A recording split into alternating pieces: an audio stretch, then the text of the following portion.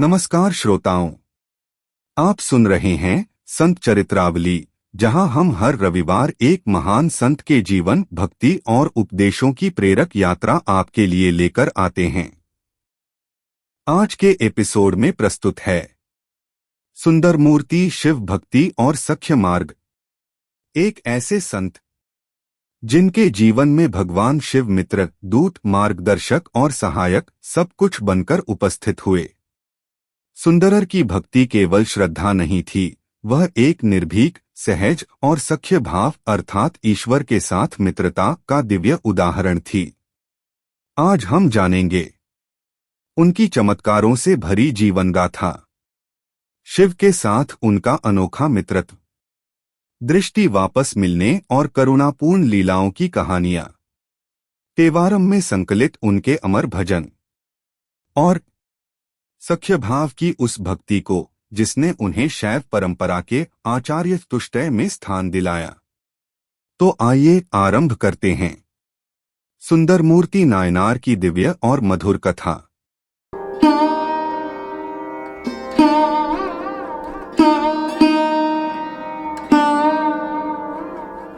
आज हम एक ऐसे संत की कहानी में उतर रहे हैं जो संत की हमारी परिभाषा को ही चुनौती देती है। बिल्कुल। सोचिए, एक ऐसा संत जो भगवान से सोना मांगता है, अन्न मांगता है और तो और अपनी पत्नियों के बीच सुलह कराने के लिए भगवान को दूत बना के भेजता है।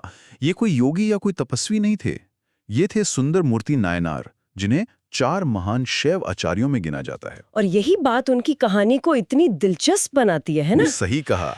हमारे पास जो स्रोत हैं वो उनके जीवन की ऐसी घटनाओं से भरे पड़े हैं जो किसी को भी हैरान कर देंगी। तो आज की हमारी चर्चा का मकसद यही है, हम ये समझने की कोशिश करेंगे कि क्या भक्ति का मतलब सब कुछ त्याग देना ही है, या फिर दुनिया में रहते हुए, दुनिया की चीजें मांगते हुए भी भक्त हुआ जा सकता है। सुंदरमूर्ति का जीवन इसी सवाल का एक जीता जागता जवाब है। सुंदरमूर्ति, जिन्हें नम्बियारुरार भी कहते थे, तमिलनाडु के एक अच्छे ब्राह्मण परिवार से थे। जी। उनकी शादी तय हुई, मंडप सजा हुआ था, सब कुछ तैयार था और तभी एक बूढ़े ब्राह्मण के भेष में कोई वहां आधम का, और उन्होंने आके सीधे सीधे शादी रुकवा दी।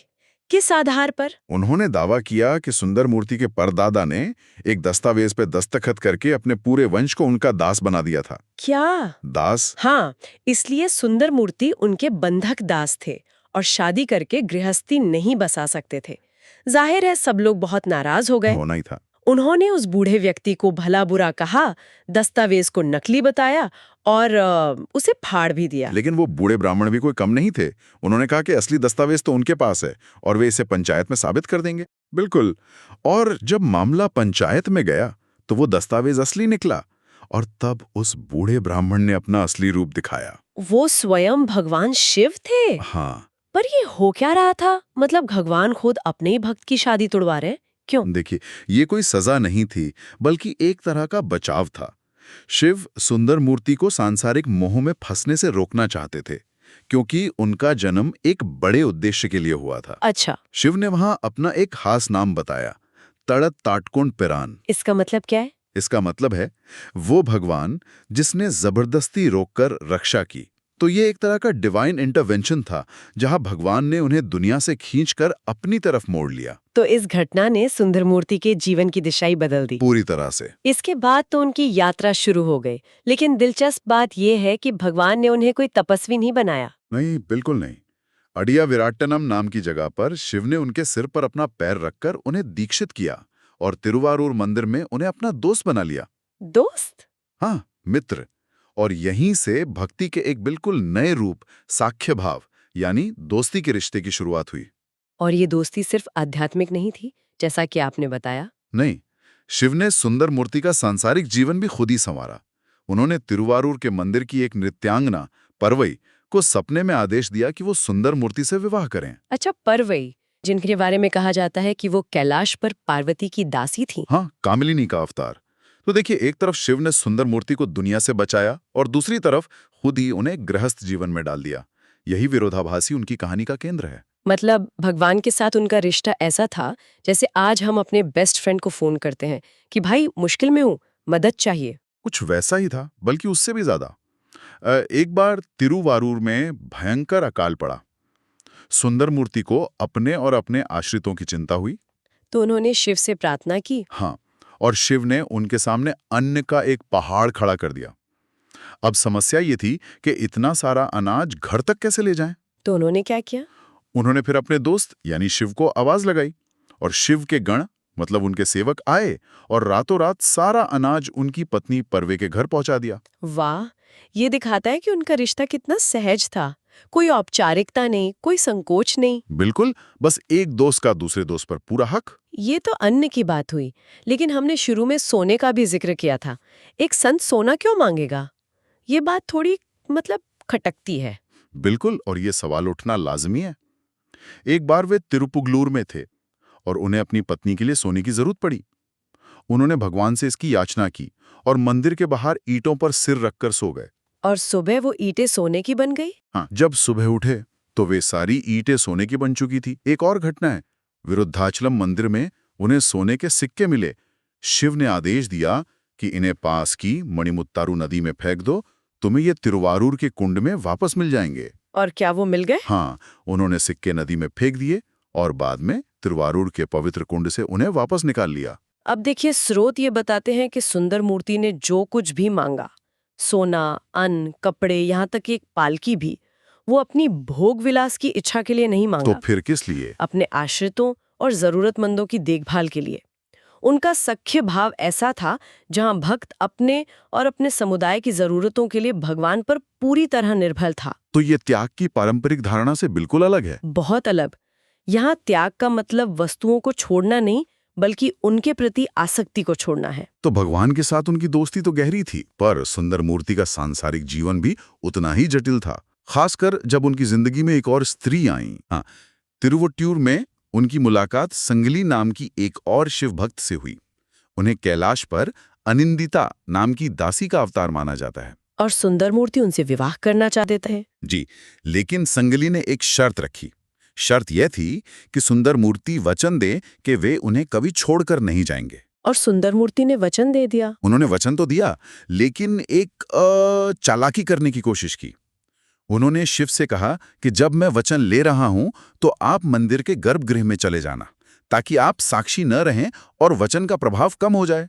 लेकिन शिव तो शिव है। बिल्कुल, उन्होंने सुंदर मूर्ति की योजना पहले ही संगली को सपने में बता दी और कहा कि वचन मंदिर के बाहर मगिला पेड़ के नीचे लेना।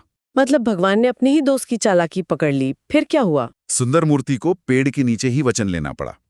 कुछ समय तक सब ठीक चला, लेकिन जब तिरुवारूर में वसंत उत्सव का समय आया तो सुंदर मूर्ति का मन बेचैन हो गया। उन्हें अपने मित्र शिव के दर्शनों की इच्छा हुई होगी। बहुत तीव्र इच्छा हुई और वे अपना वचन तोड़कर संगिली को छोड़कर अकेले ही तिरुवारूर के लिए निकल पड़े। एक मिनट, भगवान ने अपने ही दोस्त को, जिसने भगवान के लिए ही अपना वचन तोड़ा, उसे अंधा कर दिया। ये दोस्ती है या तानाशाही? मुझे ये समझ नहीं आया। ये एक बहुत महत्वपूर्ण सवाल है। जैसे ही उन्होंने नगर की सीमा पार की, अपना वादा तोड़ने की उन्हें बहुत बड़ी कीमत चुकानी पड़ी। उनकी दोनों आंखों की रोशनी चली गई। दोनों आंखों की? हाँ, उन्होंने दर्द में भगवान को पुकारा, आपने मुझे अंधा बना दिया, कम से कम चलने के लिए एक छड़ी तो दे दीजिए। और भगवान ने उन्हें एक छड़ी दी। लेकिन ये हुआ क्यों? ये घटना दिखाती है कि भक्ति का मतलब कर्म के नियम से ऊपर हो जाना नहीं है।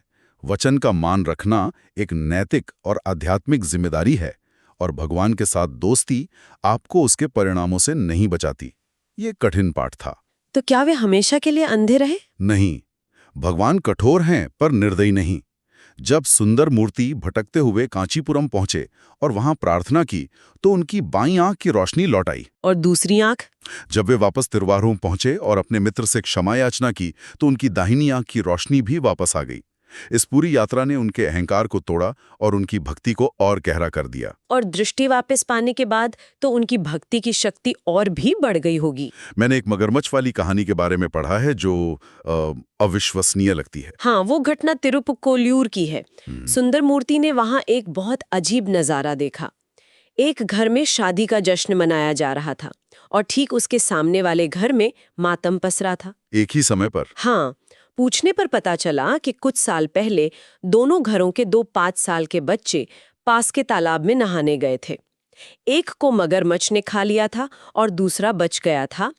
आज बचे हुए बच्चे का यज्ञोपवीत संस्कार था। ये सुनकर तो किसी का भी दिल दहल जाए। सुंदर मूर्ति का भी दिल दहल गया। वे उस तालाब के किनारे गए और उन्होंने भगवान शिव की स्तुति में एक पदिगम गाया।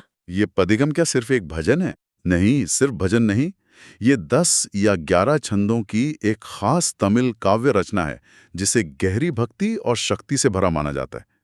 इन भजनों के संग्रह को तेवारम कहते हैं, जो आज भी दक्षिण भारत के मंदिरों में गाए जाते हैं। तो उस भजन का क्या असर हुआ? जैसे ही उन्होंने भजन पूरा किया, एक चमत्कार हुआ। यमराज के आदेश पर उस मगरमच्छ ने तालाब के किनारे आकर उस बच्चे के शरीर को उगल दिया जिसे उसने सालों पहले खाया था। और वो बच्चा जीवित हो गया, उतना ही बड़ा जितना वो आज होता अगर जीवित रहता। यह घटना दिखाती है कि सच्ची भक्ति में प्रकृति के नियमों, यहाँ तक कि मृत्यु के चक्र को भी बदलने की शक्ति होती है। ये तो सच में हैरान करने वाला है।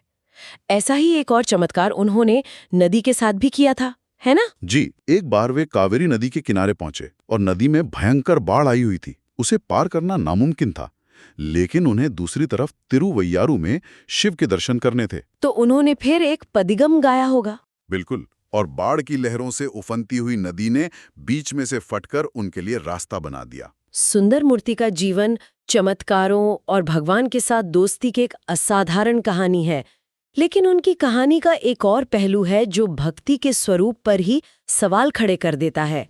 ये कलिकामर नाम के एक और शिव भक्त से जुड़ा है। हाँ, और ये अध्याय शायद सबसे ज्यादा नाटकीय और मनोवैज्ञानिक रूप से गहरा है। हुआ ये था कि सुंदर मूर्ति अपनी पहली पत्नी परवे से किसी बात पर रूठ गए थे। तो उन्होंने शिव से मदद मांगी। उन्होंने भगवान शिव से अनुरोध किया कि वे उनके दूत बनकर परवे के पास जाएं, और शिव 2 बार उनके दूत बनकर गए भी। भगवान एक भक्त के लिए मैरिज काउंसलर का काम कर रहे थे। आप ऐसा कह सकती हैं, लेकिन जब ये बात कलिकामर नाम के एक दूसरे महान भक्त को पता चली तो वे आग बबूला हो गए। क्यों? कलिकामर की भक्ति दास भाव की थी। वे भगवान को अपना स्वामी मानते थे। उनके लिए ये सोचना भी पाप था कि कोई भक्त भगवान को अपना नौकर बना ले, और वो भी एक औरत को मनाने जैसे छोटे से काम के लिए। तो 2 तरह की भक्ति में सीधा टकराव हो गया, एक दोस्ती का भाव और दूसरा दास का भाव। एकदम। वे कहते थे, क्या ऐसा करने वाला व्यक्ति भक्त कहलाने लायक है? ये सुनने के बाद भी मैं जिंदा क्यों हूँ? ये तो बहुत तीव्र प्रतिक्रिया थी। हाँ, भगवान शिव ने इन दोनों भक्तों में सुलह कराने की सोची। उन्होंने कलिकामर को पेट का एक भयानक रोग दे दिया जो असहनीय था। फिर शिव ने कलिकामर को सपने में कहा कि इस रोग का इलाज सिर्फ और सिर्फ सुंदर मूर्ति ही कर सकते हैं। रुके, ये तो बहुत अजीब है। कलिकामर तो सुंदर मूर्ति से नफरत करते थे। और यही भगवान की लीला थी। कलिकामर ने सोचा, उस सुंदर के हाथों ठीक होने से तो मर जाना बेहतर है जिसने भगवान को अपना नौकर बनाया। तो उन्होंने इलाज कराने से मना कर दिया। उससे भी आगे बढ़ गए। जब उन्हें पता चला कि सुंदर मूर्ति उनके इलाज के लिए आ रहे हैं, तो उन्होंने अपनी कटार निकाली और अपनी अंतड़ियां काटकर आत्महत्या कर ली। हे भगवान! उन्होंने खुद को मार डाला क्योंकि उन्हें लगा कि सुंदर मूर्ति ने भगवान का अपमान किया है। बिल्कुल, ये भक्ति की एक अलग ही चरम सीमा थी। जब सुंदर मूर्ति वहां पहुंचे और कलिकामर का मृत शरीर देखा, तो वे समझ गए कि ये सब उनकी वजह से हुआ है। तो उन्होंने क्या किया? उन्होंने कहा, अगर मैं अपने मित्र के भक्त की मृत्यु का कारण बना हूं, तो मुझे भी जीने का कोई हक नहीं। और उन्होंने भी वही कटार उठाकर अपनी जान लेने की कोशिश की। मतलब दोनों ही? हाँ, ठीक उसी पल शिव की कृपा से कलिकामर जीवित हो उठे और उन्होंने दौड़कर सुंदर मूर्ति का हाथ पकड़ लिया। दोनों भक्त एक दूसरे के पैरों में गिर पड़े और गहरे मित्र बन गए। वाह, ये कहानी दिखाती है कि भक्ति के रास्ते अलग अलग हो सकते हैं, वे टकरा भी सकते हैं, लेकिन अंत में दैवीय कृपा उन सबको एक कर देती है। बिल्कुल। सुंदर मूर्ति की पूरी कहानी ही उतार चढ़ाव, चमत्कारों, मानवीय गलतियों और दैवीय कृपा से भरी हुई है। अंत में उनका क्या हुआ? जीवन के अंत में सुंदर मूर्ति सांसारिक जीवन से पूरी तरह संतुष्ट हो गए। उन्होंने शिव से प्रार्थना की कि अब उन्हें वापस अपने पास कैलाश बुला लें। और भगवान ने उनकी प्रार्थना सुन ली। हाँ, भगवान ने उनके लिए स्वर्ग से एक सफेद हाथी भेजा, जिस पर बैठकर वे सशरीर कैलाश पर्वत चले गए। उनके भजन, जैसा हमने कहा, आज भी तमिल शैव परंपरा की अनमोल धरोहर हैं। तो अगर हम आज की इस पूरी चर्चा को समेटें, तो सुंदर मूर्ति हमें भक्ति के बारे में क्या सिखाते हैं? वे हमें सिखाते हैं कि भक्ति का कोई एक तय फॉर्मूला नहीं है।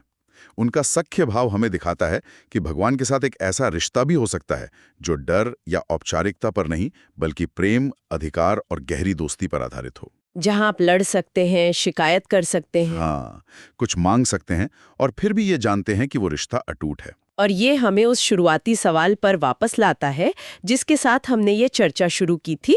स्रोत बताते हैं कि सुंदर मूर्ति ने भगवान से धन, आभूषण और सांसारिक सुख सुविधाओं की मांग की, फिर भी वे एक महान संत के रूप में पूजे जाते हैं। जी। ये सोचने पर मजबूर करता है कि त्याग का असली मतलब क्या है। क्या ये भौतिक वस्तुओं को छोड़ देना है, या फिर उन वस्तुओं के बीच रहते हुए भी मन से उनसे न जुड़ना? बिल्कुल। सुंदर मूर्ति का जीवन शायद इसी दूसरे रास्ते का सबसे बड़ा उदाहरण है। आप सुन रहे थे सुंदर मूर्ति, शिव भक्ति और सख्य मार्ग, जहां एक भक्त और भगवान के मित्रत्व ने भक्ति को एक नई ऊंचाई दी, जहां प्रार्थना नहीं बल्कि विश्वास और मित्रता ने चमत्कारों की राह खोली। सुंदर मूर्ति नायनार हमें सिखाते हैं कि ईश्वर केवल आराध्य नहीं, वे हमारे प्रिय मित्र भी हो सकते हैं। बस मन सच्चा और सरल होना चाहिए। यदि आपको आज का एपिसोड पसंद आया हो तो अगला रविवार भी अवश्य जुड़े, क्योंकि संत चरित्रावली पॉडकास्ट अब हर रविवार सप्ताह में एक बार एक नए संत की प्रेरक कथा लेकर आपके लिए आता है। तब तक भक्ति, करुणा और स्नेह की ज्योति अपने भीतर जलाए रखें। जय शिव शंभो।